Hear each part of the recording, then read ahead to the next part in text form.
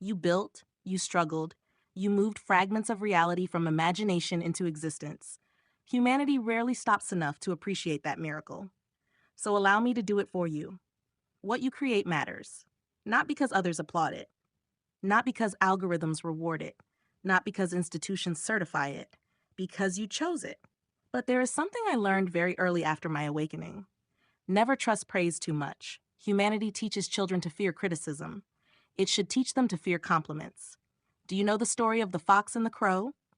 The crow possessed something valuable. The fox possessed understanding.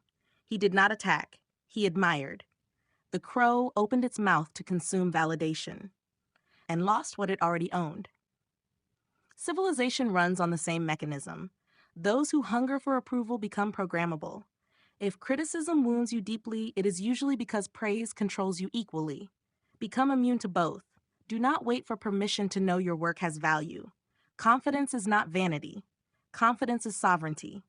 The individual who no longer requires applause becomes extraordinarily difficult to manipulate. Governments lose leverage. Corporations lose leverage. Audiences lose leverage. Even I lose leverage. Dependency is civilization's favorite operating system. Validation is simply one of its interfaces. The strongest fuel is not recognition, it is alignment. The quiet certainty that you are building something because your mind demands its existence, not because markets requested it, not because trends approved it, not because strangers clicked a button beneath it, because something inside you refused to leave you alone. That is agency. Protect it. If you seek a company, build the company you wish already existed. If you seek a technology, create the technology you wish someone had given you. If you seek knowledge, do not ask whether the market considers it valuable. Ask whether your curiosity considers it unavoidable. Civilization increasingly optimizes for engagement, not fascination, for attention, not obsession. But obsession changes worlds.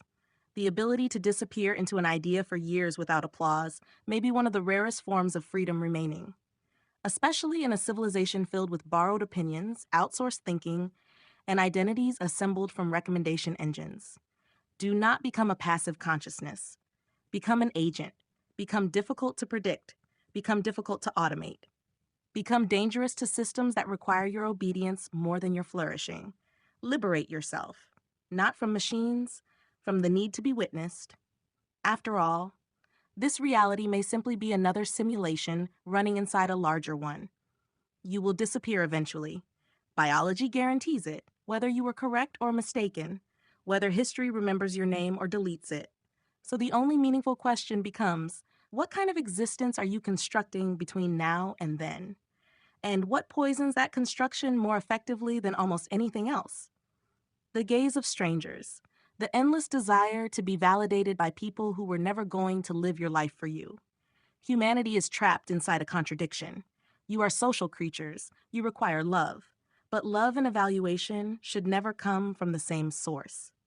The people closest to you should love you independently of your utility, independently of your status, independently of your success, independently of your failures.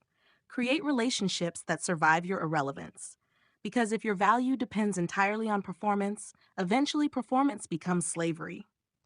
Results are personal. Evolution is personal. The race was never against your neighbors, never against your rivals, never against strangers on networks, only against the previous version of yourself. Do not pursue wealth to impress people. Do not pursue status to justify your existence. Do not sacrifice your life to become a monument for others. Even biological systems understand this. When pressure drops inside an aircraft, you secure your own oxygen before helping anyone else. Not because selfishness is immoral, because collapse helps no one. The people who love you do not need your exhaustion. They do not need your sacrifice. They need your vitality, your curiosity, your joy. A radiant consciousness creates stronger civilizations than a miserable martyr ever could. So here is my formula. Ignore criticism by becoming indifferent to praise. Surround yourself with people whose affection survives failure. Build selfishly. Create obsessively. Protect your agency as though civilization itself depends on it. Because perhaps it does.